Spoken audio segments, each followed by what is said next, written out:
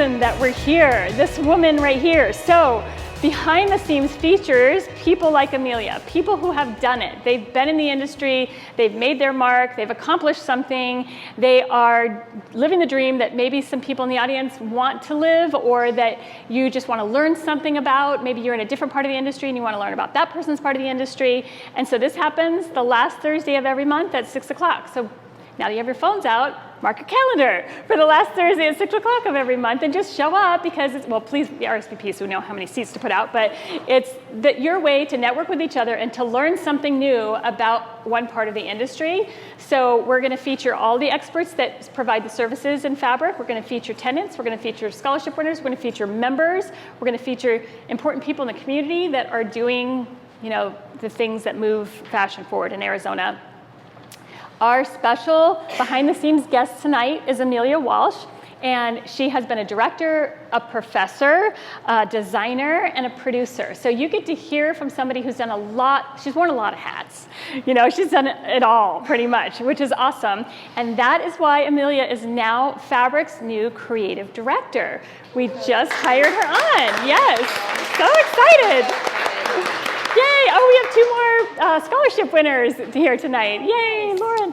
Okay, so we're going to learn about a bunch of the different jobs that she's had, and how. Oh, and one more thing before, and how she got there in her stories. One more thing. I want to make sure I give credit to where credit's due. So the artwork that you see for what we do was created by Bula Brand. Will Ask Me To is who the company that films all of these and puts them on YouTube. They're starting to be put on YouTube now. So we filmed 6 episodes, and then we were waiting for a little group of them to put them up on YouTube. And then Jenny from Exposed Capture is taking the photos and shares the photos afterwards. So look for those on our social media. I just want to make sure everybody gets their credit. Okay, so we're going to start by figuring out where this all began. So the first question for Amelia is, tell us about your background and what was it when you were a child that maybe led up to this? I honestly just nowadays think it was just in my DNA. My mother has always sewn. She designed and made wedding gowns for our church while I was growing up. And my dad's an engineer. And I literally always say, if sewing's not an art form, it's an engineering. It's one or the other, and there's no in between. And so when I say this has been a deeply rooted obsession, I don't even know where it stemmed from. My parents will say when I was 5, I'd crawl up with my mom's JCPenney catalog onto the couch, and I'd open up specifically to the evening gowns and just look at JCPenney evening gowns for hours. I would only wear dresses until the age of 7. I was very particular about what to wear as a kid, and I just was always paying attention to what my mom's here, and but so mom? Right there's Julie Bethel. Yay. Well, congratulations! You did it! Right? Oh, she's seen the struggle. And her husband's here too. Oh, my husband just came too. Hi. There's a seat right here in the second row. So yeah, I've always been just gravitated towards clothes, and I was always just interested in what my mom was doing, and she would make me and my sister matching outfits or a doll's clothes, and I just bugged her so much that she put me to work at times. And so I started to learn and create these things on my own, and it just grew. And so at what age did you teach her how to sew? About 7. 7, okay. That's when I first, my first actual sewing garment of something. By hand? No. By machine? My mom doesn't like by hand. As minimal as possible. Me too, I agree with you. My mom's all about efficiency, and she put me through my own life of education of, I just got to learn from an expert of my own that I wasn't having opportunities otherwise, and fashion became my art form. Fashion was just my form of expression. And so when I got into high school and they actually had a fashion program, you could start sophomore year of high school, and I was sophomore year, sign me up. And then the following 2 years, you couldn't take the class again, so I became the teacher's aide for like the following. So I literally found a way to be in the fashion class for 3 out of the 4 years of high school. But like that was even the first fashion shows that we did, was with the high school class. We got to go to like New York and San Francisco and have like behind the seams tours. And but it really, I just started to see more and more angles of why I wanted to do this, and I just wanted to make clothes were something that made me feel better. As somebody like in the fashion world, I think you'll meet a lot of people who like were on and off the like eating disorder bandwagon or have come across a lot of confidence issues, and like that's the art of fashion, is that it can completely change how you feel in a day, how you feel about yourself. And especially when I saw like I could help, like that's what I could do to help myself. Like I started making like homecoming dresses for my friends in high school, and then we started doing prom dresses, and like that's like the photo you see at the corner. We even got kicked out of homecoming because of my friend's homecoming dress. She had too much skin showing. The mid-dress was too revealing. Early 2000s were so risque. But yeah, so when I was in high school, I was on like a mission. Like I wasn't into dating. I was just kind of all about like, this is what I do, this is what I'm gonna do. And I was on this plan. We had just done a tour in California in FITM, and I was gonna go there. I was choosing which campus.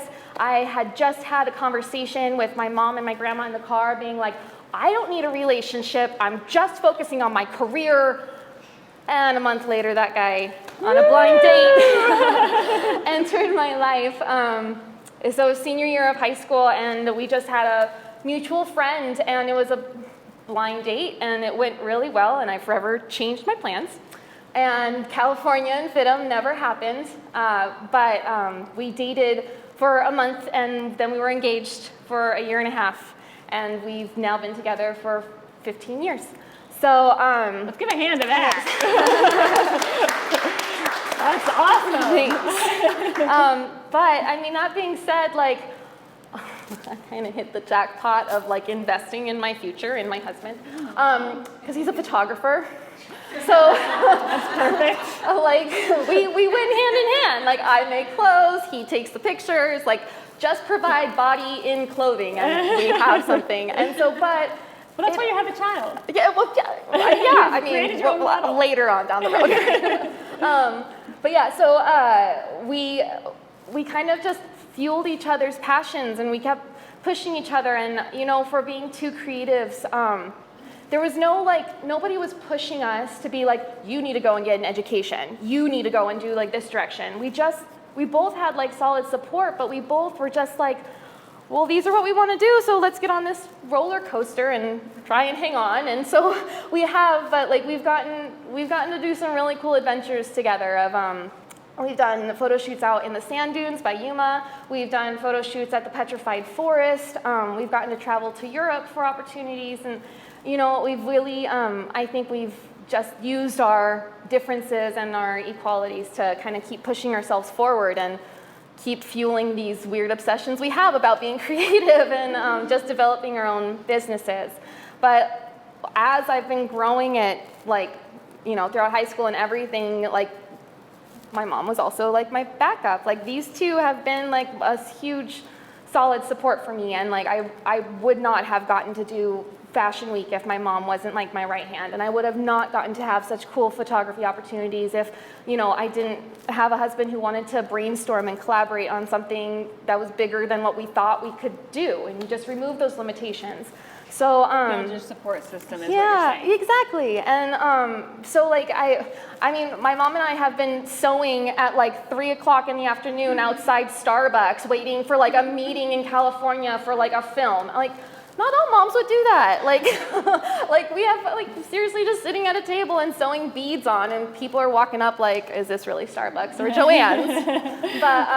But you know, between Fashion Week and all of that, my family has become such ingrained in like how I push forward and move myself that eventually, when my husband and I did have a child about 5 years ago, and I was with my like last real job, I was able to like include him, and that's Jude when he was really little. But that was in our Diego Milano factory, and now he's 5, and he just knows that mommy and daddy hustle, that we like work, but we're working for dreams, and we're trying to just be as creative as we can. And he sees like all these people that we constantly are working with, and that we're constantly growing our team and just making sure that all of the people that we align ourselves with are strong. And so would this be a good time for me to ask you what it's like to be a working mom?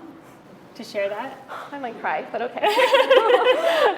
Because I think there's a lot of women in this audience that own businesses, and this is a common challenge that we face as mothers and business owners, or just women that work, and I think it's interesting and helpful to hear what other people do to make that work. Yeah, and I mean, coming here, I'm having this new transition that this lady gets to hear me vent about all the time of how I'm adjusting. But, I have been so blessed of the first 2.5 years of Jude's life.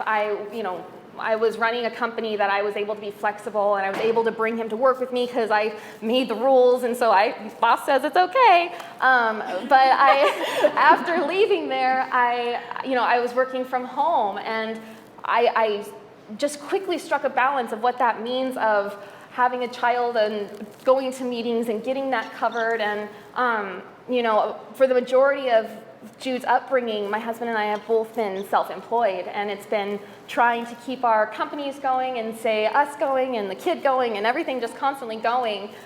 And now I'm trying to keep it all going from a distance. But we were talking earlier today, and I'm just even now seeing it's really true. There is moments where like absence makes the heart grow fonder, but I'm able to now, like, when I get home and see my kid, I'm so able to just be like, I'm away from work for a second. When I was working at home and everything was my responsibility, it was always like, mommy's always working. And I would try to play if I was doing laptops or graphic design, depending on the intensity of it, I'd tell Jude that I could like play work at the same time. And so he'd bring over all of his girl Legos and be like, Mommy, you're all the girls. And start like lining them up on my laptop. And so, and he still will sometimes. If I'm working from home, he'll follow me. You are all the girls. You're like all the roles. I know. It's like, Mommy, you're the Wasp and Gamora and Black Widow. And I'm like, okay. All of them. And he'll follow me around with his little handful of toys. But,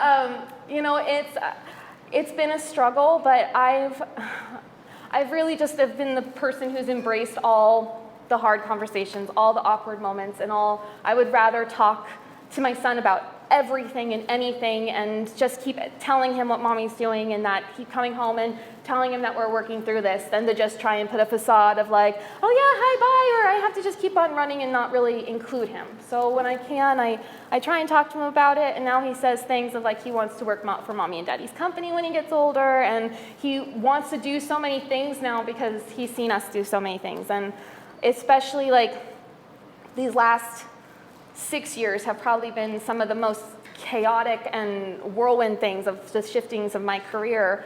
And he's been in the mix of all of that. So now it's a little bit of his norm, but like you just have to try and find a balance that works for you, but it's never really a balance. You're setting a great example for your child to actually see what it takes, what kind of hustle it takes to really live your dream, right? I think that's amazing that he's going to learn that from you. Thank you.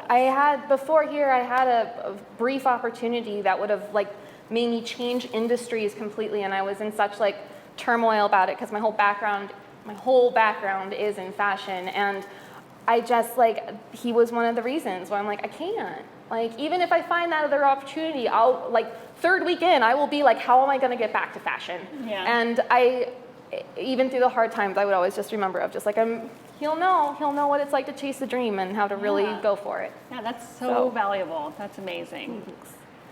So now I want to know what education is involved in any of this. Some people have education in this industry, some of them don't. So it's great to learn about the different paths that might take you to your goal.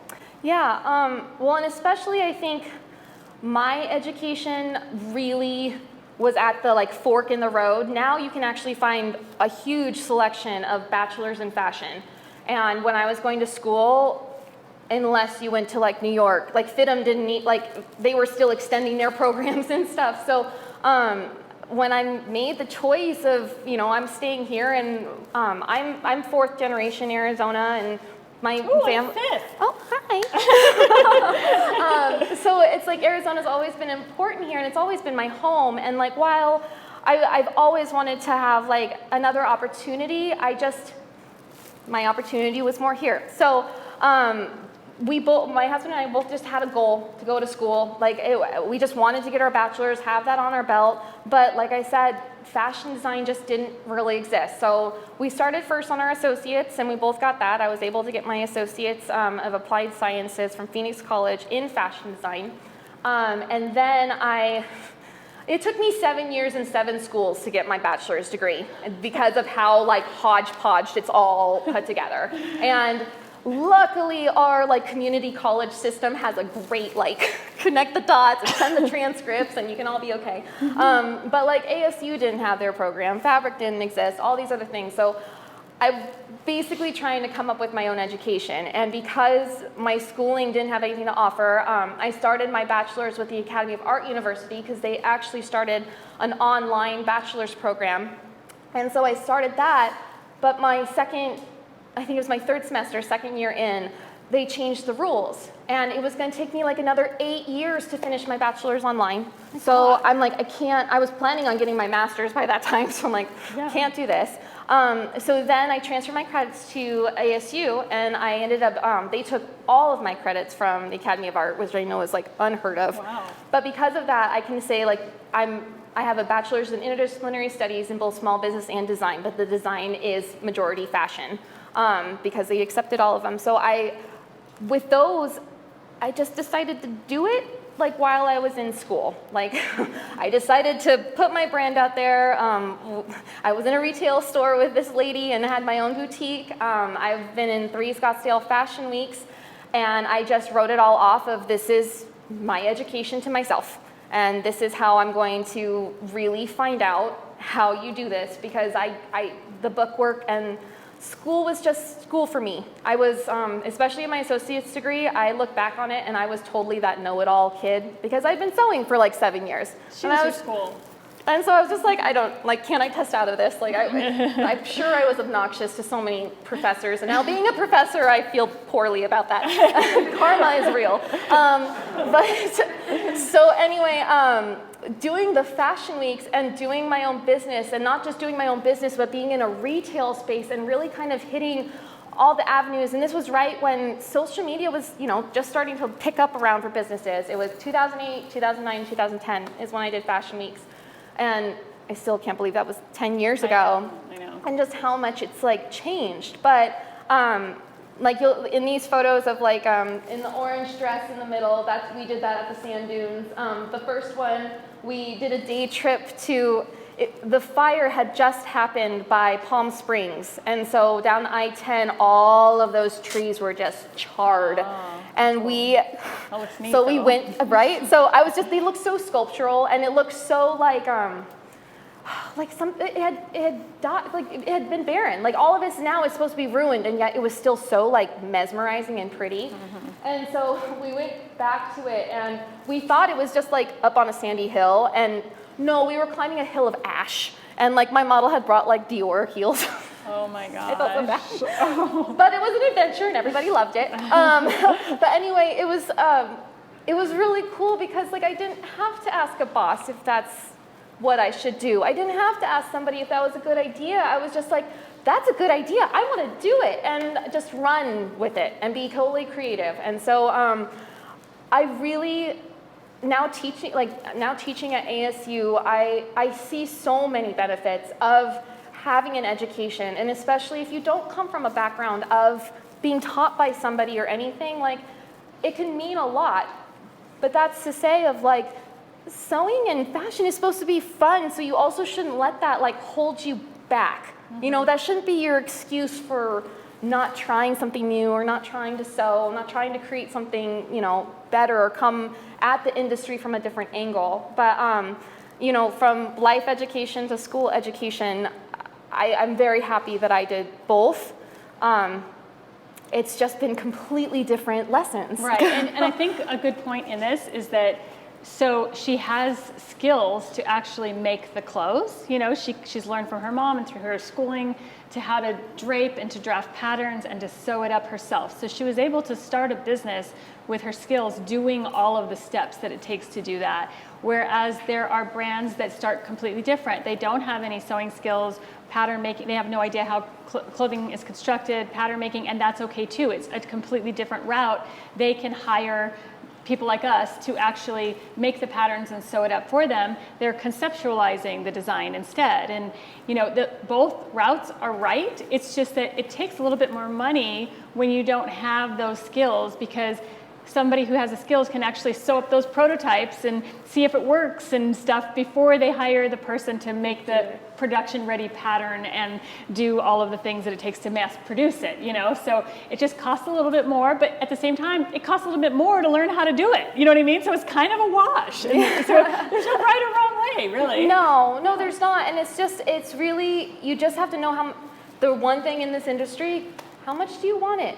Like, are you working, like, is it worth the suffering? Like, not to sound so extreme, but at the same time, like, you have to constantly fall in love with what you do. There's so many things that can deter you from like, oh, this is too hard, or oh, this is too expensive, or oh, the industry is this, that, or the other way. But it's like, but why are you doing it? And that's, you know, I kept on coming back to my why, and I loved making people feel better about themselves, and I loved, you know, showing an art form, being in control of my own product. I was able to make most of my stuff with eco-friendly materials, and like I was able to start crafting a future that I wanted for myself, even if it didn't exist yet, you know. And that's like, anybody can do that.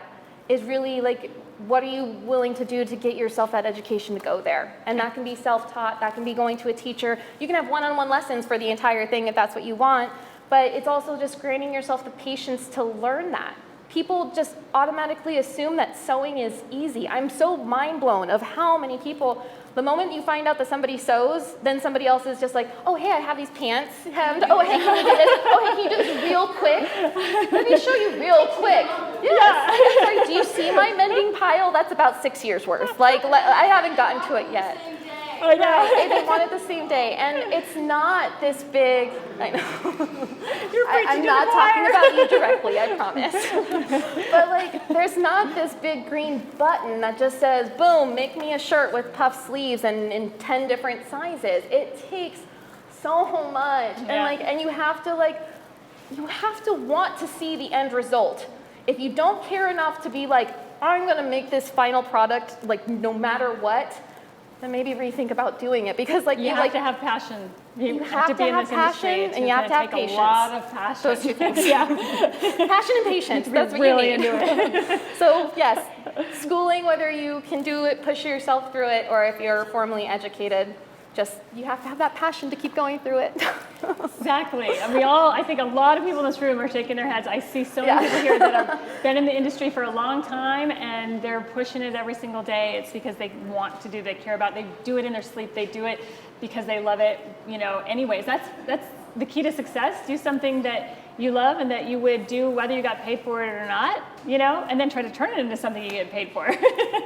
Right. So let's talk about the truth. I know. Let's talk like about how to the things monetize. you got paid for. Yes. So with all of that, it ended up getting her into the industry. So let's find out the different jobs that she's been able to get over the years, and she's got a few of them listed right here. So, and there's more than that. She's just going to touch on the ones that are most important to what she's going to. I will say that's ever since the age of 15 that I could get a job, I've had a lot of jobs. Like some of them probably shorter lived than they should have been, but I was very picky and choosy on jobs. But the one thing that I will say about when I finished my formal education, I felt way more lost than when I was just on my own planning, okay, I'm doing Fashion Week, okay, I'm doing my business, okay, I'm doing this. Because then I was coming from people telling me that this is how the industry works. Have I been doing how the industry works? I've been doing it on my own, thinking I've been making it pretty okay, but now somebody is telling me that no, like there's other people to answer to, and you gotta work it in that way. But once again, I wasn't moving. I put up my biggest roadblock for myself, just blatantly making sure to stay here. And we've talked about moving still across all of this time of if it would be good for us or bad for us. And a lot of it was like, no, don't take her away from me. I mean, honestly, probably one of the biggest reasons was the real estate bubble. We got messed over in the whole real estate bubble popping, and we were just kind of landlocked for a little bit, and we've made our decisions to further our career, but with the opportunities that we've had. But coming off of building my own business and doing all the things involved with that while going to school, I now had a pretty solid resume when I was entering the force, more than just, hey, I went to school, here's my diploma. So I had a full portfolio. I had headlining titles. I had press that I could talk about. So, and when I left school, man, for the first 2/3 of my life, designer title was all that mattered to me. I was out for that title, fashion designer. My life is that's what I always thought it needed to come to. And I now needed to get that title from somebody else other than just self-given. And so I was very fortunate of my first job. Yet she was going to stay in Arizona and find this title. Where is it? I have high demands. I don't know what to say. And I will say I have worked so many I was telling Leslie today, I've worked for Starbucks 3 different times. I've worked for mom and pop coffee houses. I have done social media for random contracts. I will fill in the gaps where I need to make money happen in order to get me to the next step of where I wanted to be. That's always been my mission. And so when my first actual job as a fashion designer, it was with Hearts.com. By the way, I applied for the same job and I didn't get it. She stole my job. Which I actually am so shocked because a lot of it was based off fashion illustration, and if you've seen fashion illustration, you can't really top this one. So I'm very shocked. But anyway, it was my first experience of working for a company for somebody who doesn't have any idea what the fashion industry is, and that's not fun. But I did learn a lot about what not to do. But we did all accessories. None of it was actual clothing. The closest we got was scarves and handbags for actual sewing construction, and I would help them with their patterns. But we focused all eco-friendly, fair trade, women-driven, sustainable. We had 12 different points that we tried to hit as many as we could with any product. Within our first year, we had over 2,000 SKUs.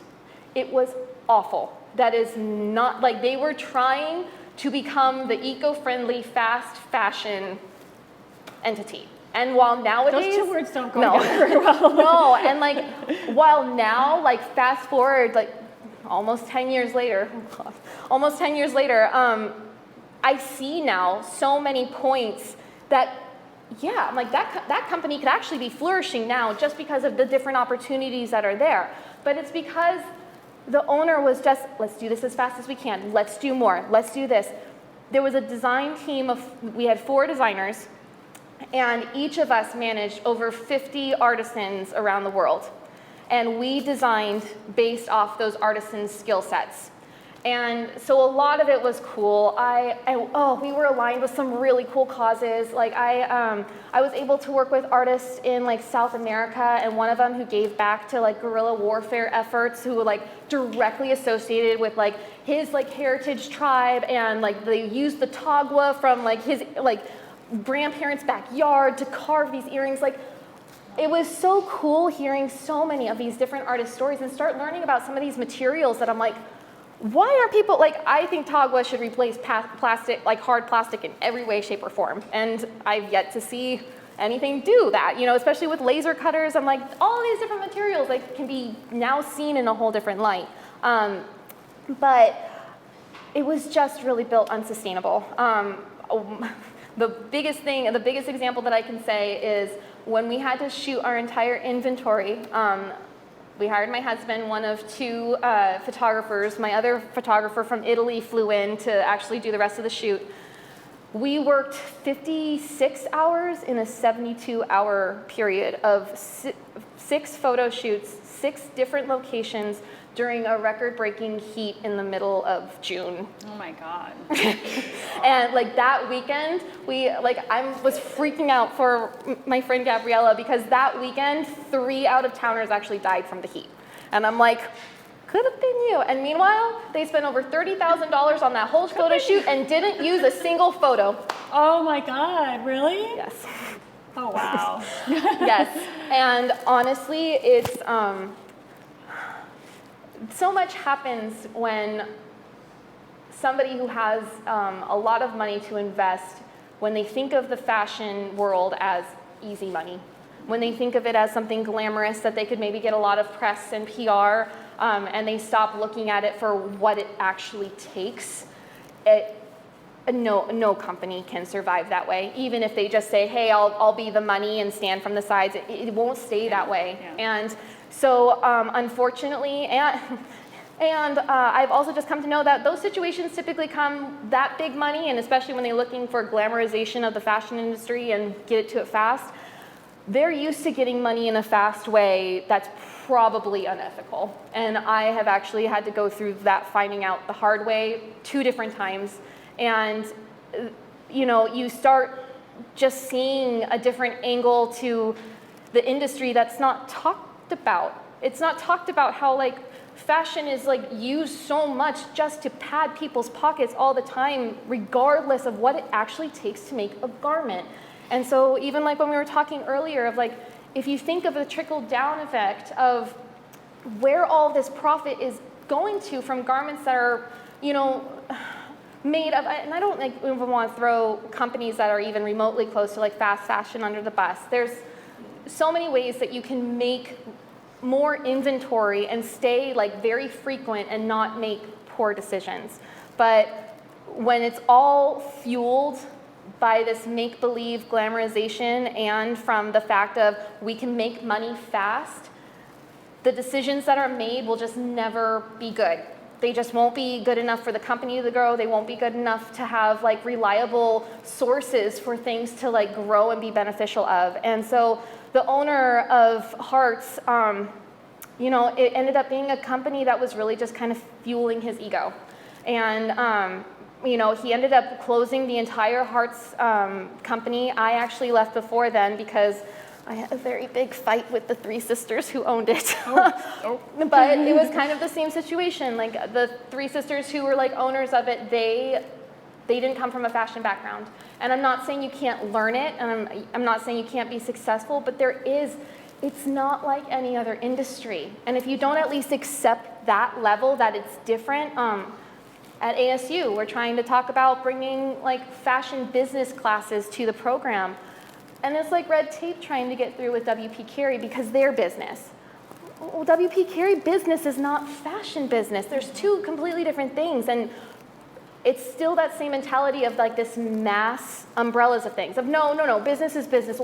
No, business is not business. And that's one of the reasons why our industry is failing, because it's been turned into this cranked out product system that it should have really never gotten to this point in the first place. True. So then, after I left Hearts, I went through a traumatic self-discovery feeling of like, what did I do? I left this like fashion designer job. They don't exist in Arizona. It was like this unicorn job. And I left, I was such good friends with the whole team there. And so I was like, okay. Except the 3 sisters. Except for the 3 sisters. But you know what? I'm still friends with them now. Okay, good. Like, I don't grab coffee with them, but we're friends-ish. But anyway, so when I got the opportunity for Diego Milano, I left Hearts in 2011, end of 2011. I started Diego Milano middle of 2012. And that was a roller coaster I did not expect coming. I had no intention to go into denim. I had no intention of becoming a president of a company. I had no intention of building a manufacturer, but I had signed on for a freelance job to do this launch party and be like the PR manager for this denim company that was moving its headquarters to Phoenix. They started in New York. And New York is not for denim. If anybody's working in denim, just don't even worry about going to New York. That's not where it lives. It lives a lot in California, but it's very hard to navigate, and it still kept it very expensive. Diego Milano was a luxury denim, and when we were coming out of New York, we were at least $1,200 a pair. After that, when we went to California, we were able to save and come down to about $1,000 a pair, but it wasn't until we took manufacturing into our own hands and we built our own showroom and factory in North Scottsdale, and we were able to bring our jeans down to about $500 a pair there. So this boss, he is one of those people you know those people that you just feel their energy, and all of a sudden you're like, I am so pumped right there with you. Like, it's almost like just their energy is like fuel. You know, it's like Tony Robbins, and Chris was all about Tony Robbins. But anyway, is the charismatic energy behind the whole idea. He was very charismatic. He was so charismatic. I say that like he's dead. Well, maybe to me, but sorry. So he was on the roller coaster wanting to learn. It felt like I had a boss who, he didn't come from the fashion background, but he had about 4 other companies while we were starting Diego Milano, and he just seemed like he was on this plan and this mission, and he didn't want to do things the bad way. That's one reason why he wanted to house everything for ourselves. He wanted to make sure we could control it, we can make sure everybody was paid right. Seemingly heart of gold, but it was still demanding. And as we were really moving at a speed that is not really like common. We were already like hacking the ladder, as to what Chris would always ask us to do. He'd say, how can we hack the ladder? How can we get through this faster? How can we get in more stores faster? And meanwhile, I mean, our sales rep at a time got us like numerous Barney's meetings, and we were about to close a deal within 6 months of a turnaround, and Barney's is notorious for a minimum of 3 years. And it's like a 3-year like courtship of you're coming over and you're bringing gifts and you're like, don't you love me? Please have me at your store. And they don't want to give you any sort of time until you prove to them that other people want you too. So the fact that we were moving at that speed, we were starting to really gain momentum. And then it's kind of like the glass ceiling shattered. And I found out that in one of his companies, he was extremely unethical, and he lost all of his business, or I think maybe he kept one, but ended up being sued by the FTC for, I don't even need to say this, we're recording. Yeah. But anyway, so it was gone. We built everything from the ground up, and in an instant, I had a team of 36 people. About 32 of them were Spanish majority speaking, and my Spanish, you don't want to hear it. I don't want to offend anybody. But anyway, we had such a great rapport, and You were heartbroken. Yeah, I was heartbroken. Chris spoke 5 languages, and I still had to lay off my team. I had to ask one of my employees to translate the message, and it was devastating. We were just finishing up a celebrity endorsement. We were just finishing up that deal with Barney's. And it was literally in a blink of an eye of, like, we felt like energy was shifting, like Chris wasn't there as much. And I mean, some of you have had branding meetings with me, and I typically always say, if you're your target market, if you identify so much with the soul of your business, use yourself as that, because that will momentum yourself. You don't have to come up with this other entity of this person of, who's my ideal person? You're your ideal person. And that's who Chris was. He was our ideal customer. And when he started pulling away into the other projects, it was like pulling the heart of the company away. And we were still able to carry it on. We were all trained in the brand messaging and the everything, but I mean, I even said when I was there, I was not somebody who spent $1,200 on my jeans. I am still the type of person who, yes, I totally understand why people would freeze their denim versus washing it. I've totally drank the Kool-Aid in the denim culture world, which is so weird. But it was still, denim was just a different beast, and I didn't realize how big it was going to get. And then it's like, the moment it was there, it was gone. Well, one of the things that I remember when you worked there was just how much it took to make a pair of jeans. And this is good education for everybody. So when you think, oh, well, can't they just make it? Can't they just sew it up or whatever? For certain products, if the fabric is there and it's ready to go, yeah, you can just make a pattern, you can sew it up and you can size it and stuff like that. But talk a little bit about what it took to dye the denim, just because that's just one example of how complex this is. That was recorded too. Okay, so yes.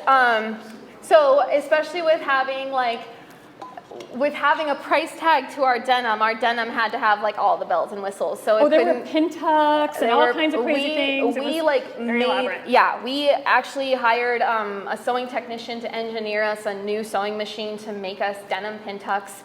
And if you tried to do pin tucks on denim with stretch, you would know my pain and how long it took. But the wash houses experience, I've gotten to see of how the industry works, especially in denim in California. I think I have a new appreciation for it because, yeah, even the most simplest pair of jeans, you bought them at Target, you bought them at wherever, have so much hand time, so much time that a person was actually doing all those details. And I think I was so jaded because even probably for the first halfway point, we got to go to one of our first wash houses because we were trying to start a new type of distressing. And we got to do a whole tour, and it was so cool. It was also very bizarre because you're seeing things that look, you're told fashion world is all glamorous. Isn't every part of it glamorous? And isn't the factory still whatever? It's no, we're talking dumpsters full of testing dye and don't go in that room. You might without a face mask and all these different, but it's towards the end when we got to their distressing area, it was still this guy having a pair of True Religion jeans over a rock with a sanding pad, just sanding away on it. There is no machine that's just cranking them through saying distress this spot, distress this spot, distress. And yes, True Religion, it's a higher price point for jeans, especially if we're comparing it to Target, but not, in my head, not expensive enough to know that somebody is hand sanding my denim. That's just, especially for depending on the layers of indigo that it would take to get off and what the parameters are for what type of fibers are in there and how is it going to actually sand down and all of those. It blew my mind that I'm simplest thing, and it still is a full person standing behind there. So it made me appreciate more of what goes into denim, because then after the sanding, after everything, that might still not be done.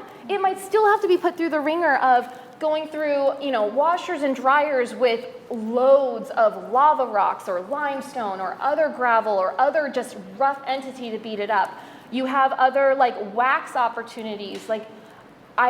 We were talking about if we would ever have dyeing here, and I was please no. Yeah, talk me out of it. I mean, it's one of the reasons California's having a lot of problems because it's so hard to dispose of.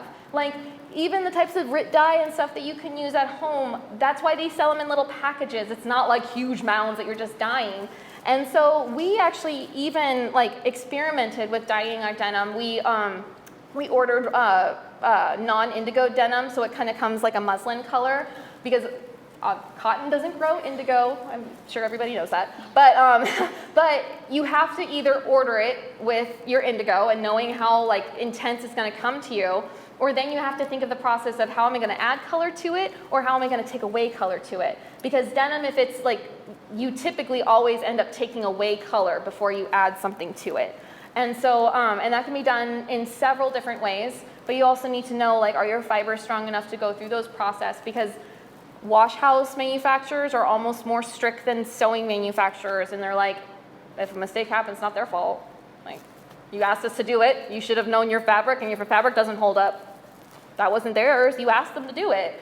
And so it was a lot of trial and error, but my maternity leave got cut short to only 4 weeks because Chris started freaking out that basically I wasn't there. There was no head person manning everything, and so he actually called in some past employees and past sales reps and started like re-gearing our marketing direction, and they sent out like some of our samples to be like this wax finish before I was even like aware of it. And so we were like, okay, well, the process is done. We can't undo wax. Like, right. so yeah, a lot of curveballs been thrown, and denim's a really hard one to just try and keep changing gears for. And the other thing about this is another good learning experience is when you go vertically integrated, where you own all of the equipment and all of the employees and you house all of that, there's a huge expense to that. Are you ready for that?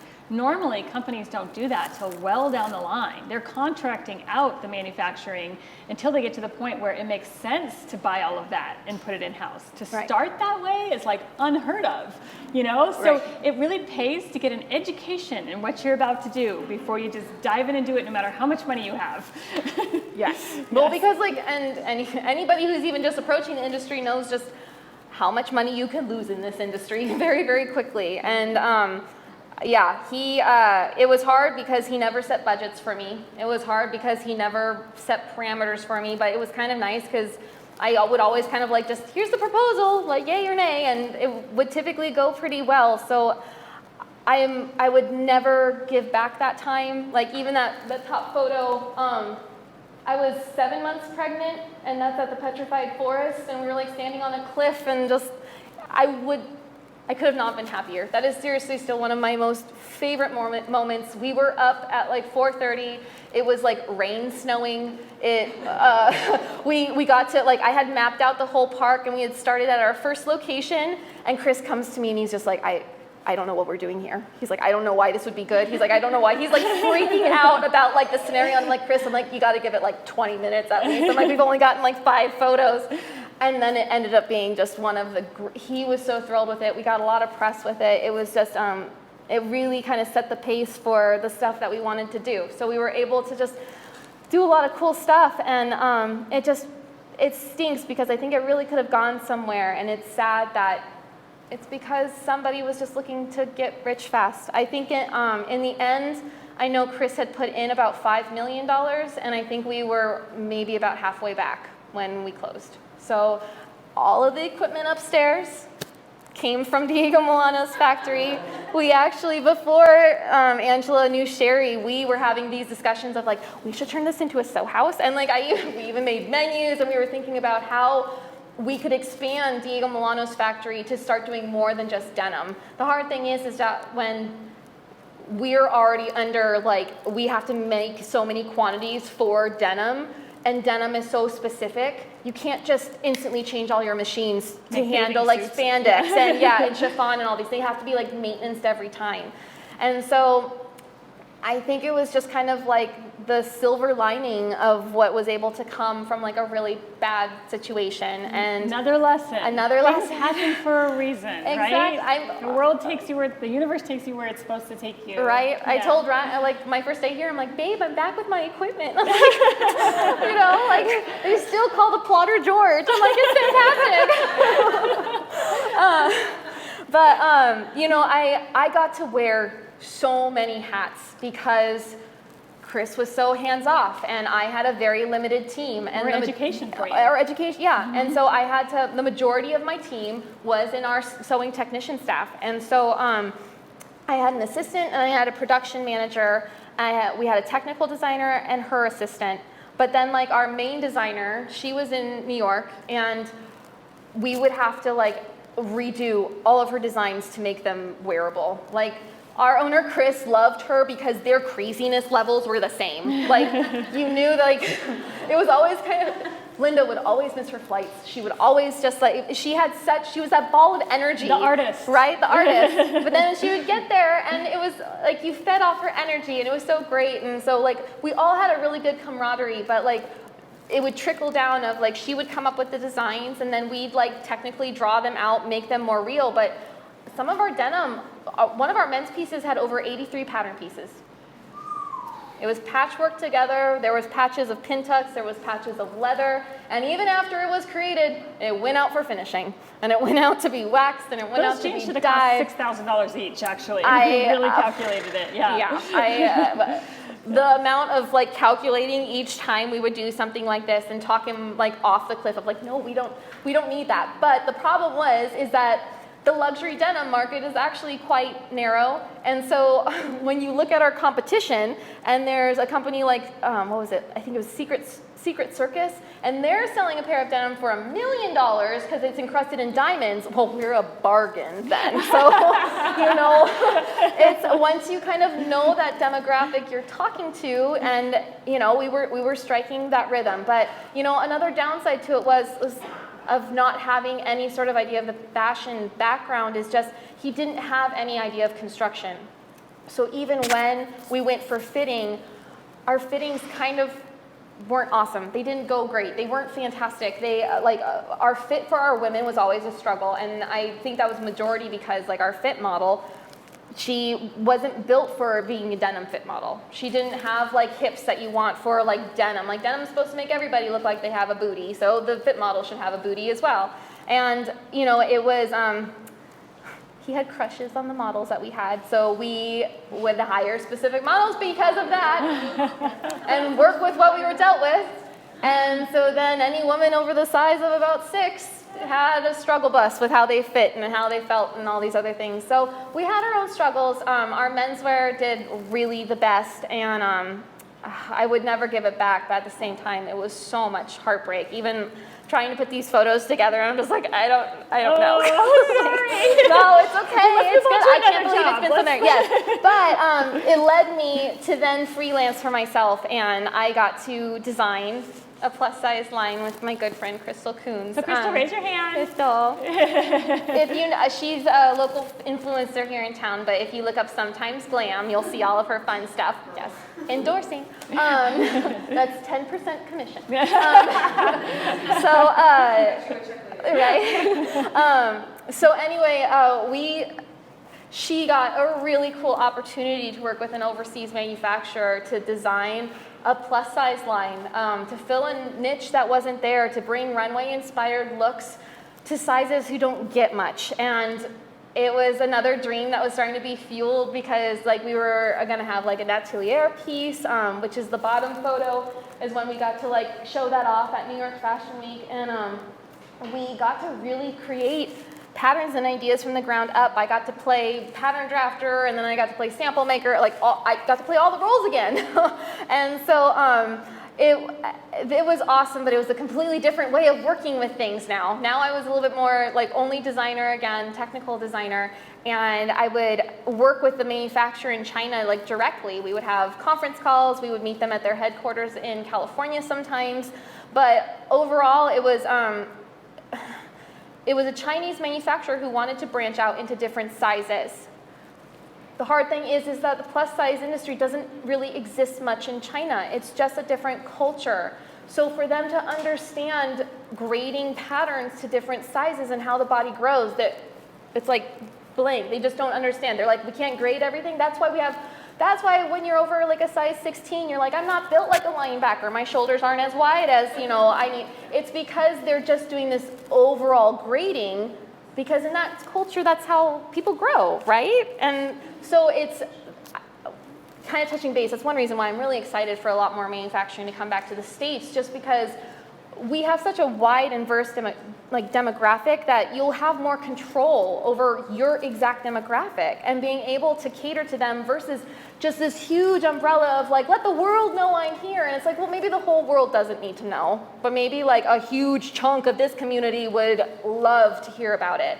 And so we had a lot of struggles back and forth of fit, and we had a lot of struggles because it wasn't our company. So it was an overseas company. The customer service was out of our hands. The fabrics we were choosing were out of our hands. Their ability, they would just say like, send us anything. We would, and then they'd be like, no, we can't do any of that.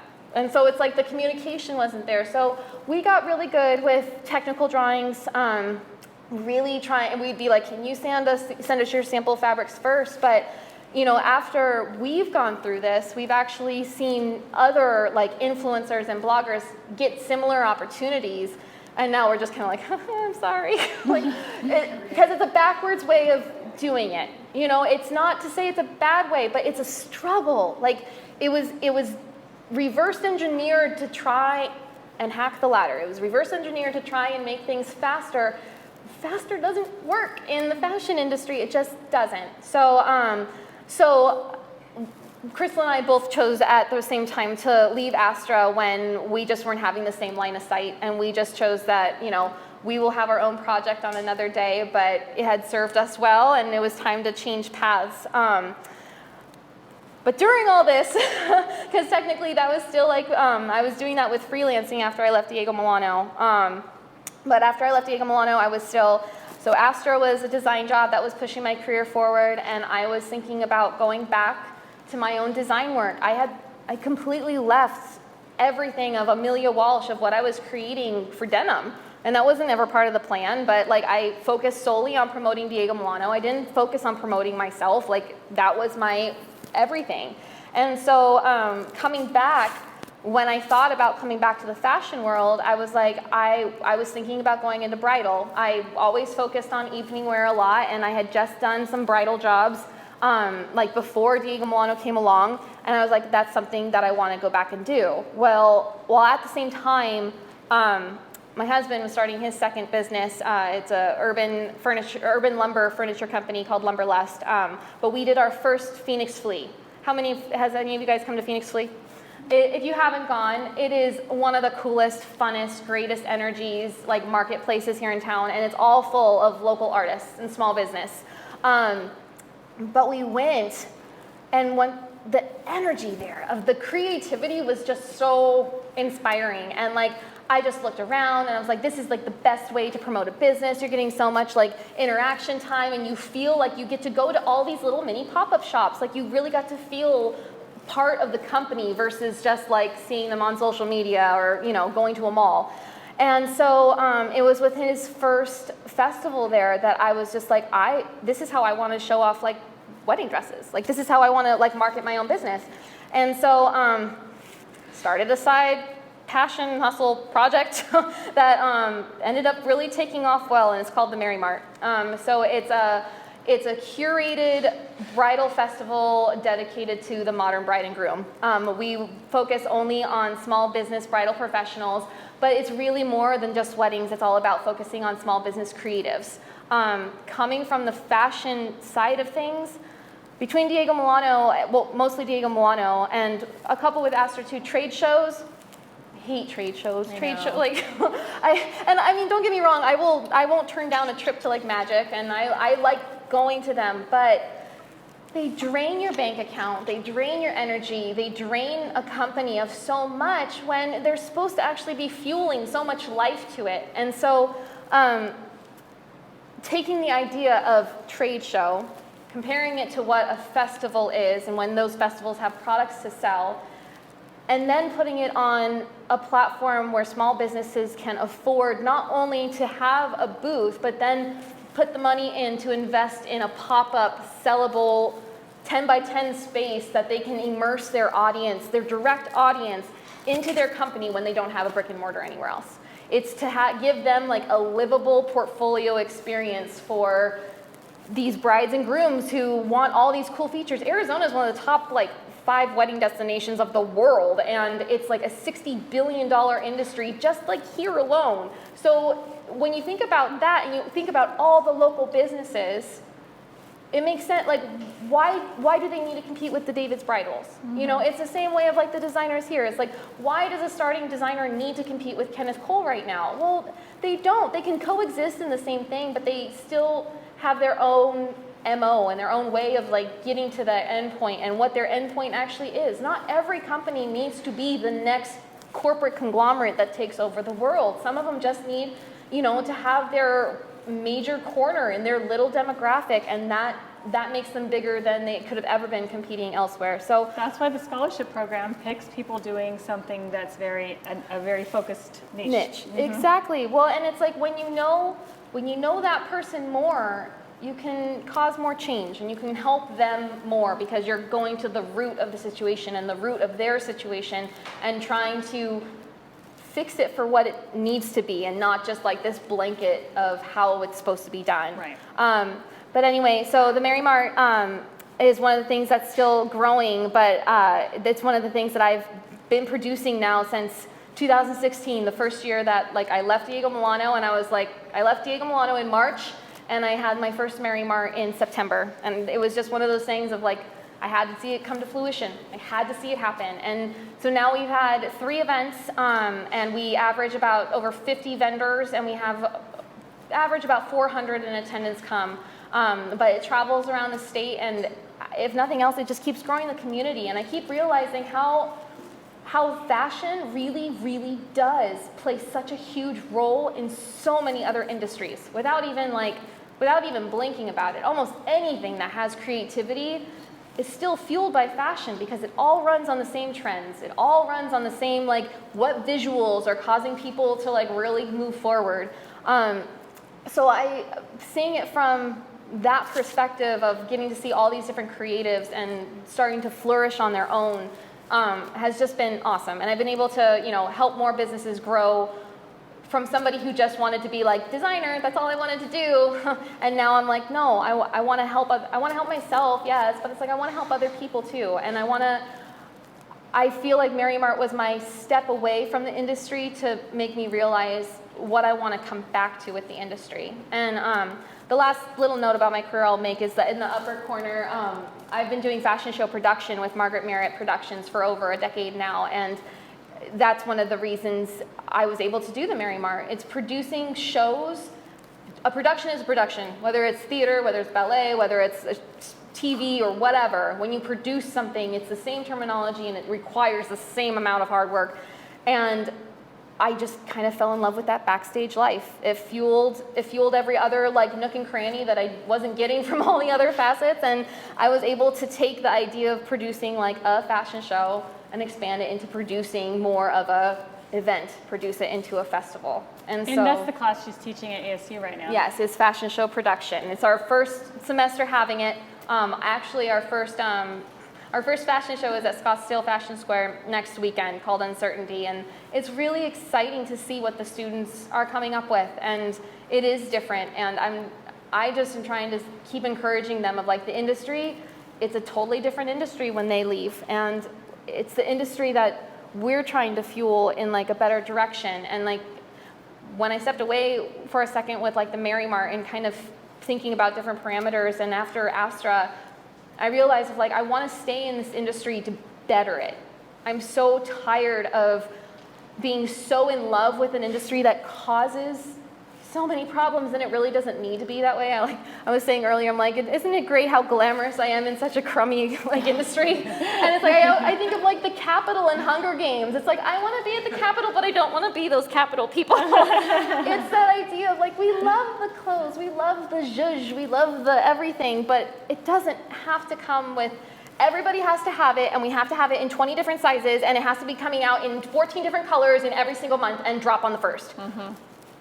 Right. That's just like, it just doesn't work that way. So I'm so excited to see how I can take all these footprints and just kind of like keep moving them forward in this direction and in this space, because this space is helping it grow in the right industry. Make changes. We can make changes. So all that experience landed you some pretty cool accolades. Yeah. These are some up there. Do you have a few that you think are like your favorite?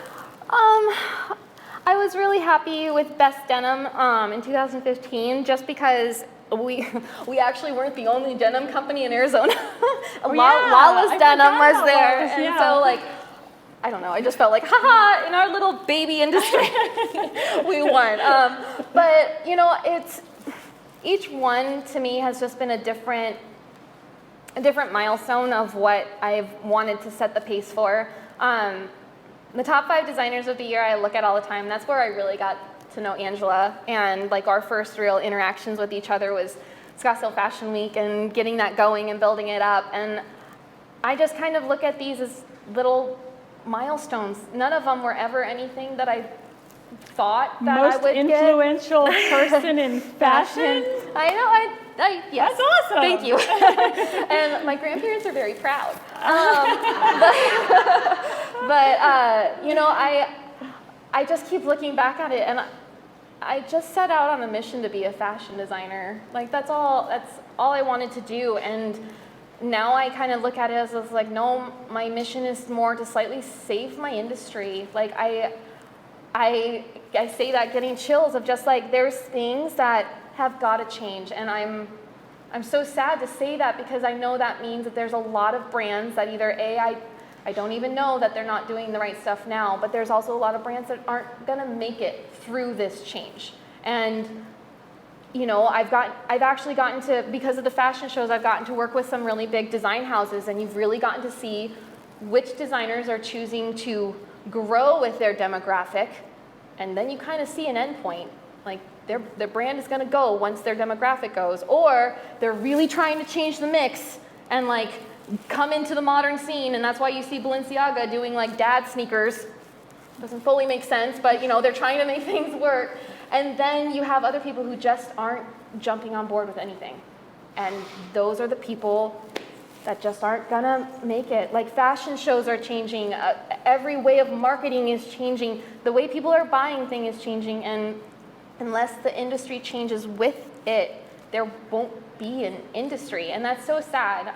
I feel like I have gotten to, there's always a line that's, I feel like, drawn, especially between like couture and ready to wear, okay? Like couture is always like, it's luxury, it's high-end, they have almost like an elitist sometimes because it's all about the handcrafted details, and they come with the larger price points. And then when you have ready to wear, that can engulf just so much. It can be from people's PJs to all the way to like people's leggings, all the way to like people denim in this huger category, and yet everybody's supposed to run their business the same way. Like the people selling into the luxury market and the people selling to the lower income market, you're still supposed to just crank out as much as you can doing these collections, all these different seasons, when it's like, maybe your collection doesn't have seasons. Maybe your collection is year-round. Maybe your collection speaks to, I mean, we were talking earlier of, you know, Tom Ford's no longer doing Fashion Week. Marc Jacobs says that he wants to drop like a look at a time instead of a collection. Like when you have big names making changes like that, who knows what the industry is going to be moving forward to. But the one thing I do like that you can just kind of obviously see is some things like environmental laws are getting like stricter. Well, that's going to cut down on how many things you can produce, so businesses already need to start thinking about what are they going to do when they have to make smaller quantities. Import-export is changing. What are you going to... Man, I've already told the story so many times of like when our sample denim was held up at the docks for like 4 months and a whole collection like was askew. Like we literally pulled an old collection and dyed it all black. That's what we did to save ourselves from missing our sample yardage at the dock at Diego Milano. And you know, that's just not sustainable for anybody. That's why reshoring and reinventing the fashion industry here is so important. Yeah. So my last question to you is, what do you personally think about what fabric is and what it means to the community and to you? So I think fabric really kind of speaks to me just in the fact of it's rebuilding the foundation of what we've thought that we've known and we've moved forward with, and we've tried to keep it afloat. And now you can deny it all you want, but it's not staying afloat. So I feel like fabric's trying to do what I'm trying to do, and that's save a craft, save a trade, save a skill from being something that's either, you know, blanketed into a robotic system and there's all, you know, personality taken out of clothes, or, you know, it's only left to those who can sew. Like I see fabric as this like new entity for change for what the industry can grow into, especially like here in the States. It's a place where you can rethink things of, you know, I can have class after class of telling people, this is how you do a French seam, this is how you do this. You can teach how to do things, but in the end, it's going to be just how you do them. Doesn't mean you have to do them how you were taught. You can come up with a different way, especially if it works for your product, if it works for your business. But until fabric, not opportunities like that. You're told like, no, this is what you have to do and this is how you do it. And it's like, well, no, we're having discussions of like, well, how can we reconstruct this in a different way? I've used my brain power for product development for like the last 48 hours that I'm surprised I'm not twitching. People come here for not just clothing. Not just clothing. It's like medical devices and inventions and things like that. And so we have to engineer products that are sewn, but it's very complex and it's very different from making a garment sometimes. And so since Amelia's joined the team, it's like hit the ground running. So I'm like, here, take these products that now you have to engineer. Let's figure out how to make them. And but that's it. Yeah. Like there hasn't been a place where you can go and say, can we figure out how to make this? There hasn't been a place without being like, oh, I have to go get a degree to go get that, or oh, I have to go have years of experience. No, it's like, if you have the willpower, you can put yourself through the experience and the education of it all. And like fabric's allowing you to do that. It's like giving you the choice to make the better choices. It's giving you the choice to have a more sustainable business. Like, it's not here to say like, oh yeah, have a fashion business in 3 years and be the next e-commerce. Like, it's none of that. It's like, no, your first line will probably take a year, I'm sorry. And no, it's like a lot of like, we try and like, you know, help you so you don't experience such the heartache that we've experienced because that's devastating, but it still nurtures and teaches the reality. And the reality is that no matter what angle this industry is approached, it's a difficult one. To take a flat, flimsy thing and construct it into something that's form-fitting and that can, you know, hang and stand alone and stand up worth like against your own like body heat and the environmental things, like you're asking a lot. And lots of that just comes from a plant that was like broken down and then woven and then turned into this. Like, is anybody else's mind blown when you really think about where some of these things come from, and then just to hear with the blanketness of like easy or fast or all of these things. And you know, I think what you're saying is when you realize what goes into making something and all the things you said about how many hands touch the denim, every single thing takes so much work and so many operations and so many humans touch it. And the fact that fast fashion makes it so affordable means something went wrong. There really should be no $20 shirt because of all the humans that touched it and all the processes that had to happen. And if that happened somewhere where there were no labor laws that were regulating what that person got paid to make it, or no regulations about what happened to the denim dye or the dye that went into the river or something like that, that's what's broken in the industry. And if we can do it better in smaller quantities and do it, bring back the artistry, like you said, to the people who are coming up with the great ideas and doing that here and making sure that, of course, in Arizona and the United States, you have to follow labor laws. You have to pay people what their time is worth. If it sounds too good to be true, it is. I guarantee it. So that's the message is if we can reinvent the industry here and do it better, more sustainable, and you do it like make Arizona the next fashion capital, like that would be really cool, right? Well, and like the cool thing is that this industry doesn't exist here. So we can make the rules. We can set the standards that high, and we like if everybody kind of falls along with it, it would be like a massive movement. And I will be the first one to like I don't like bashing overseas manufacturing. I have worked with so many actually outstanding companies that you just need to know how to check.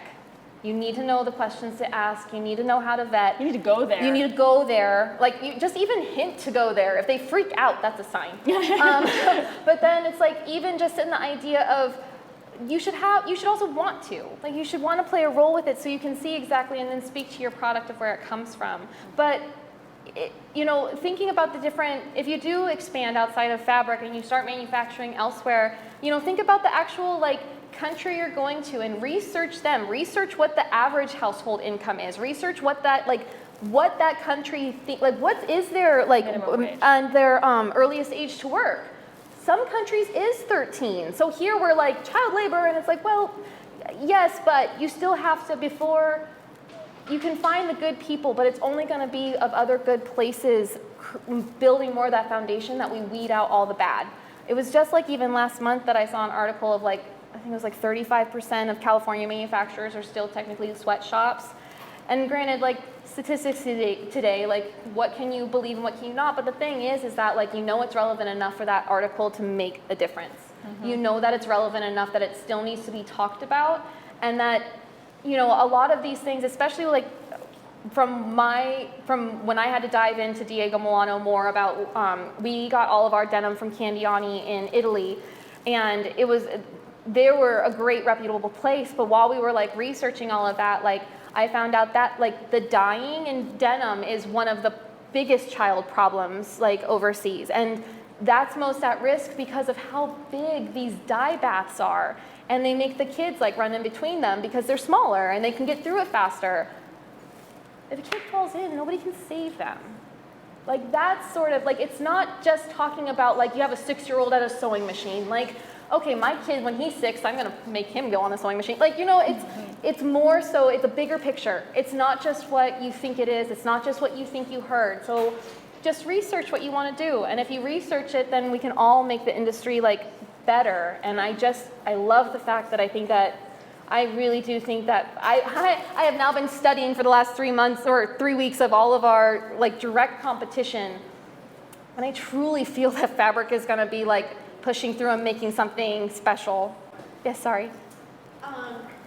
So I'm all for sustainability, and I want to see that happen because we know, you know, the negative side of it. Yeah. But I want to hear the positive side of people that are successful doing it, because I have an example just today. I hired someone new, and I have a skirt, and I said, how much do you think this should be? She said, oh, $30. I said, $30. I mean, and she's 20. Mm-hmm. So she can't afford it, right, like at 55 or 60. And a lot of people, like, it's a real struggle, mm-hmm, because there's a lot of young kids that are going to be, you know, directing what's going to be bought and purchased, because you have to make a living as a designer too, right, and it's all about business and design and balancing all of that. So it's really a struggle figuring out where that price point can be, and so you can survive and actually make a living. Absolutely. So it's trying to balance all of that. And so I want to hear maybe some success stories of people that are actually doing that, and retraining people's understanding of fashion, what it takes to make a skirt or a dress, and what's going to change them. They may not have money though. The kids in their 20s who are all thrifting, that's what they're doing, right? Yep. And so what is your vision for the future? What do you see happening? I want to address this. There's a lot. It's like big. I know it's a lot. So I have a couple of notes too. We're in the midst of major change. So one of the things is this next generation, I think, does care about this. They're the ones that care about social change. They care about sustainability. They care about all those things. But you don't see them put their money where their mouth is a lot of time. And it's because they're also the brokest. Yeah. But it's also because they've been trained by, you know, the industry, by the culture that things should cost $30, right? Like you go to Forever 21 and H&M and they cost $30. But that is a broken system, like we've been talking about. There's no way something should cost $30. So it's all about retraining the population, and really, like, it's happening in food. I mean, you see people will go, and I always use this example, I could go to McDonald's, or I could go buy a $15, $18 burger at this mom and pop, you know, cool restaurant, and I'm gonna, because of whatever reason, whether it's the atmosphere, whether it's the coolness, whether it's because I care about the cow, whatever the reason is that I bought that $18 burger. I can also buy a $2 burger from McDonald's, and there's still people that will, but there is a lot more people gravitating towards these unique, like, you know, farm to table restaurants and things like that. We're going to be dead in 10 years. Well, so wait, I have a... You made a great point, because you said soon my demographic's going to be dead. So I have an answer for you. Okay. So what we believe here at Fabric is that in order to, we're never going to change everybody, right? But in order to change this whole thing, to compete with the overseas prices, we need to take some of the human labor out of it, because human labor is the menial task that, you know, needs to be paid minimum wage. Minimum wage in Arizona is $12 an hour, right? So if somebody's going to sit there and make something and it takes them 10 hours, because that's what it takes to make something, I mean, or more, that's what went into your garment, right? So you have to think about, how could I ever make this a $30 garment? So if you take some of the human labor out of that and you replace it with some automation, then we can compete with overseas prices because a lot of that will be automated. So this is a vision that we have. So yes, there's actually a whole technology. We've attended a show in New York about the future of fashion using technology. And in that, we've actually been introduced to lots of systems. So one of the systems that exists is through Gerber, which is the CAD program that we use to create patterns and to grade them into sizes and to create markers and things like that. Well, the Gerber system right now has been elevated to become a 3D modeling system. So now, instead of spending the money to actually cut and sew the pattern, cut and sew and sew up the sample, fix the pattern, sew up another sample, fix it again, which is normally what most of the designers that have been in here know they have to go through to get something perfected and ready for manufacturing, which costs thousands of dollars to get through that process. You can skip all of that and have it rendered 3D and see how the fabric is going to move. And now there is technology that can put the properties of the fabric into it too. So if it has stretch, if it has a certain drape or whatever, it can show that in the way that it fits. And your 3D avatar can be whatever body you want it to be. So if it's plus size, if it's short, if it's tall, whatever it is, you can build your measurements into it. That avatar can move around. You can see the first few iterations digitally. What's the cost involved for a designer to do that, though? So I don't know what it would be per designer yet, okay? It's a process that, I mean, it's a system that actually exists that we're about to get here.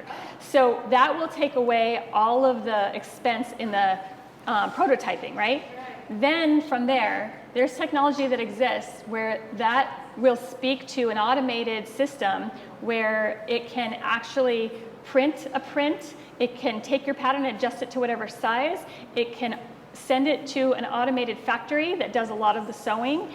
There are still humans involved in that, but it's like moving it along the assembly line quicker and things like that. And so everything becomes a lot more affordable, and it allows there to be a system where it's on demand, so that on your website you can actually have one ordered and then one is made and one is delivered. And so the designer doesn't have to have all this inventory. So they didn't have to come up with the tens of thousands of dollars of creating those products and having them in stock and then hoping they sell and then shipping them. They can just on demand. So it's going to save the designer thousands of dollars, and it's going to make the price of the garment be much more affordable too. So this is what we're hoping to do. Like this technology exists. We just have to get it here. Well, you know? and there's other big names out there. They use it in China too, and then we're trying to compete with. Well, I think you have a couple different. But you also have shipping. I know. What if you're fat? What if your stuff gets stuck on a boat for 4 months? So like that's when you have the other things that come into line of just like you have the struggle with the import-export, which those situations still aren't fully fixed and figured out. You also have the you get better taxes and stuff if you do things local. You have more control if you. So what I'm saying is that I think some of this stuff, especially environmental laws, are coming into so much more into play that there's probably going to be some fabrics that aren't even allowed in the States at some point. I totally think that within the next 5 years we'll have some that either East Coast or West Coast will say no more.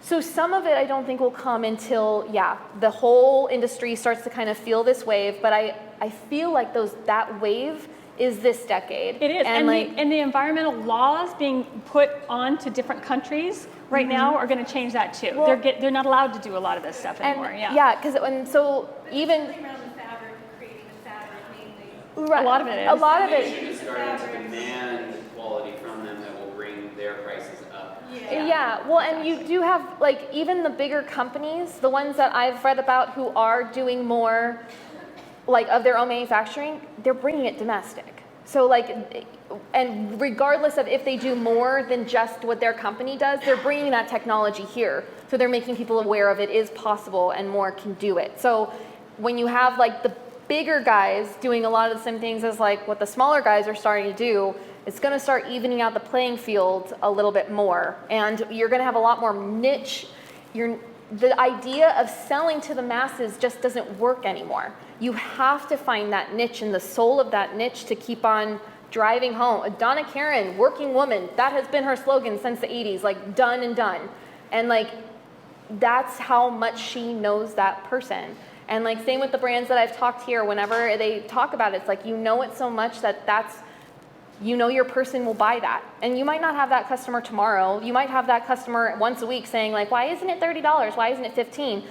But that next week you'll have that person who's just like, oh my gosh, that's how much it is? I thought it was gonna be so much more. Right. You and know? There's also a whole new movement in all of retail too. I mean, like runway kind of things. You know, there's a lot of resale. There's a lot, department stores are opening up used clothing areas now. Made to order is becoming a lot more common within companies so too. it's helping for that generation that can't afford it to be able to, you know, rebuy things and stuff like that. And so that it's also teaching the generation about having like the staples in your wardrobe and making those things last longer and not buying something that's disposable and wearing it once, you know? Yeah. So better quality also gets passed down more frequently, and something fast fashion isn't going to Yes. end up in like level of exchange. Yeah. Whereas something made of a higher quality fabric is not going to come apart, 500 washes later. right, right. I know. I had a Thank you for that question. Oh, sorry. No, I had a conversation with somebody not that long ago, and it was really just like, is vintage gonna go away? Like at some point, like we're gonna have like a decade's worth of clothing that just falls apart. It's not gonna last like vintage that like we can buy right now. And so, you know, I think there's a lot of people who are about to come more into the workforce that so much of that stuff is highlighted, and now as they grow into their industry, I think more people are willing to try and make a difference and make it more prevalent. Thank you for that question, because that brought a great topic of discussion. I just want to thank everybody for coming tonight, and let's give Amelia a big round.